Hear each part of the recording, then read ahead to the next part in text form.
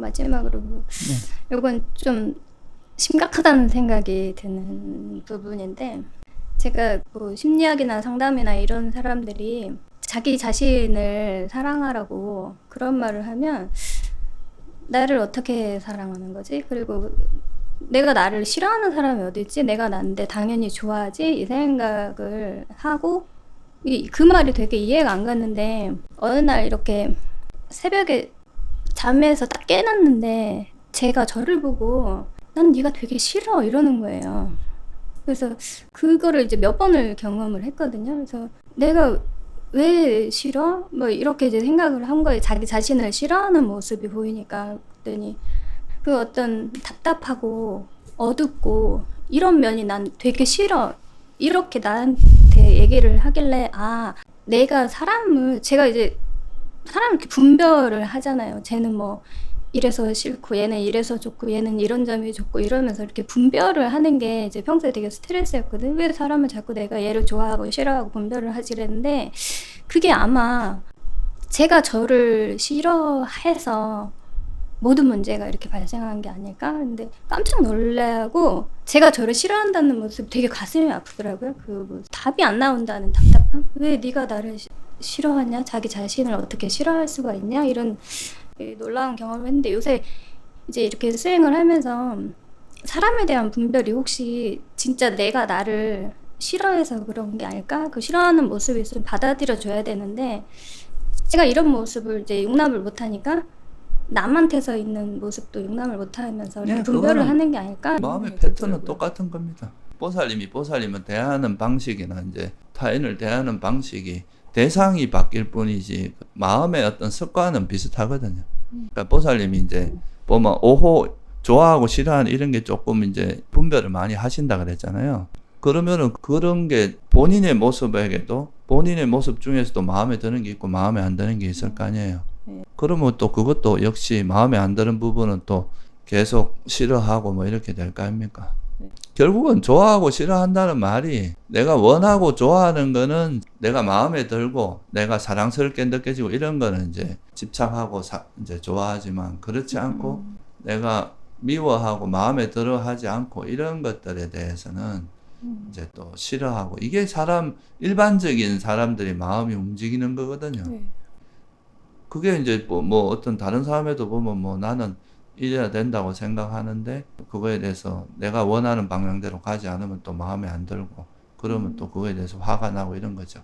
그러니까 어찌 보면 보살님이 과거에는 보살님 스스로를 잘 파악을 못하고 이제 내 마음이 어떻게 움직이는가에 대해서 모르고 계셨던 거지, 그게 없었던 건 아니에요.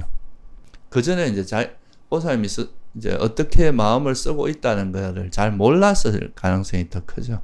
근데 이제 이런 데서 수행을 하다 보면 이제 자꾸 그런 소리를 듣고 내가 이제 어떤 식으로 세상을 대처하고 나한테도 어떤 태도로 대하는지 이런 거를 이제 알게 되는 거죠. 그 과정이.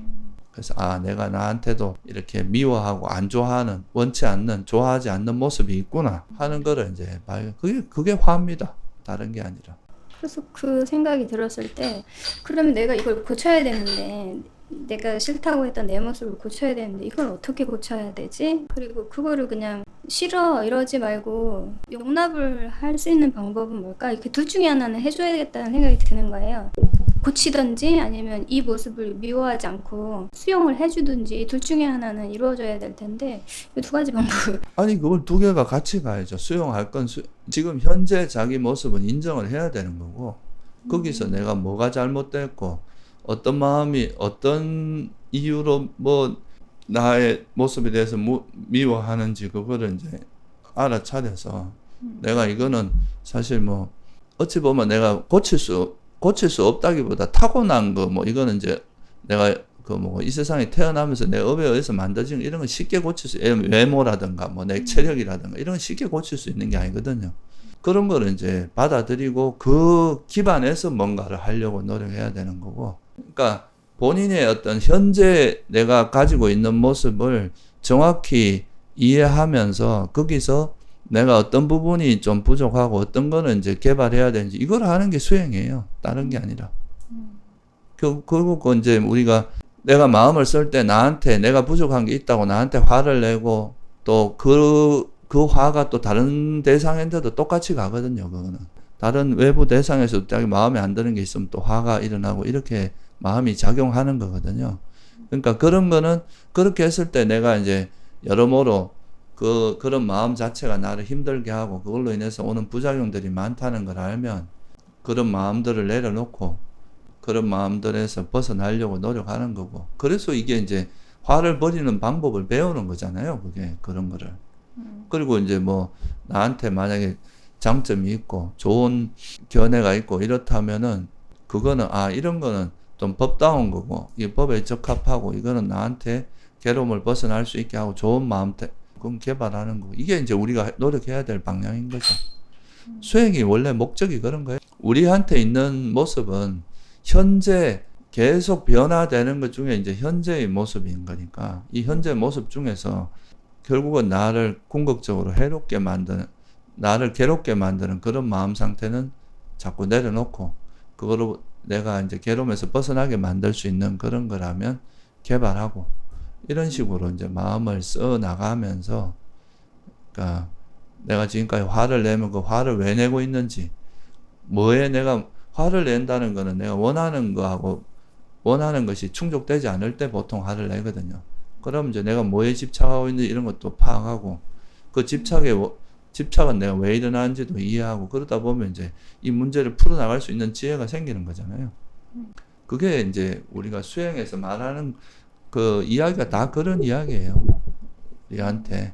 다 사람은 누구나 다 아란이 되기 전까지는 번뇌가 있거든요. 그러면 그 번뇌가 있다는 걸 첫째 자기 스스로 알아차리고 인정하는 게 첫 번째 걸음이고, 그 다음에 이게 이런 것이 왜 일어나고, 어떤 문제가 있는지, 왜 이런 것들이 일어나는지 조건을 파악해서 이제 그 다음에 그걸 버리는 방향으로 노력을 해야 이제 사람이 변화가 될 거 아니에요. 근데 이제 그런 노력을 안 하고 계속 내가 해오던 걸 고집하고 이러면 그건 이제 더 현재 자기 문제가 강화되고 더 이상 발전이 없고 오히려 더 이제 좀 안 좋은 쪽으로도 갈 수 있고 그런 거잖아요. 근데 뭐 그런 거를 일단 보살님이 자각하는 것 자체가 의미가 있는 겁니다. 보살님 스스로가 이제 자기를 미워한다는, 자기에 대한 화가 있다는 걸 잘 모르다가 발견한 거잖아요.